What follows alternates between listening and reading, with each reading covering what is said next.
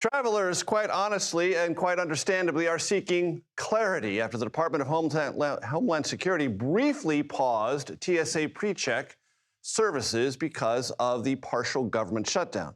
That program now resumed, but global entry disrupted. Nicole Sganga joins me now with the latest. Catch us up, Nicole.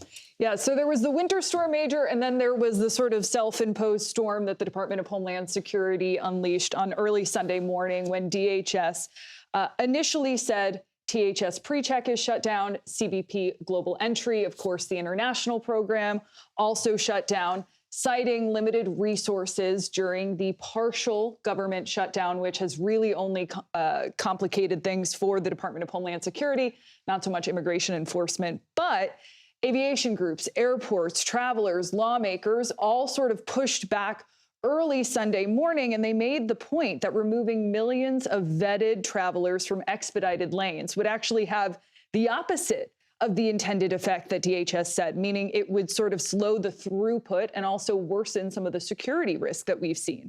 So after some urgent talks took place between DHS, the White House, TSA, on Sunday morning, officials concluded that keeping PreCheck open would actually preserve much of the efficiency it needed at the airports, reduce workload on unpaid screeners that are now continuing to work amid the shutdown, and the department restored the program within hours, avoiding some, but not all, major of the political storm and backlash. And so should those listening to us right now for the foreseeable future assume that TSA PreCheck will remain available nationwide? That is what the Department of Homeland Security has said, citing some flexibility at airports that might see less screeners come in because of the partial shutdown. Obviously, we know TSA officers right now are not getting paid. But as we mentioned earlier, again, what we're hearing from the airlines, what we're hearing from lawmakers is this fee-funded program, fee-funded, right. So it's not reliant on the government shutdown, the sort of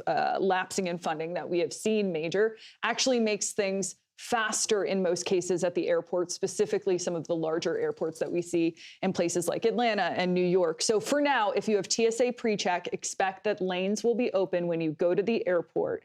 Do get there a little bit earlier because we have seen some longer lines as a result of this partial DHS shutdown. Now, if you're traveling internationally, CBP Global Entry does remain suspended. So you will have to go to those sort of standard passport control lanes, which can oftentimes take quite a while when you're returning from an international trip.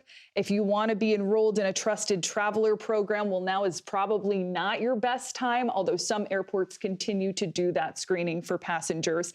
And importantly, and DHS has doubled down on this, all congressional escorts at airports for those members of Congress remain suspended, major, throughout the shutdown. I'm guessing they can probably find their way through the airports. One would think. And get by without the escort.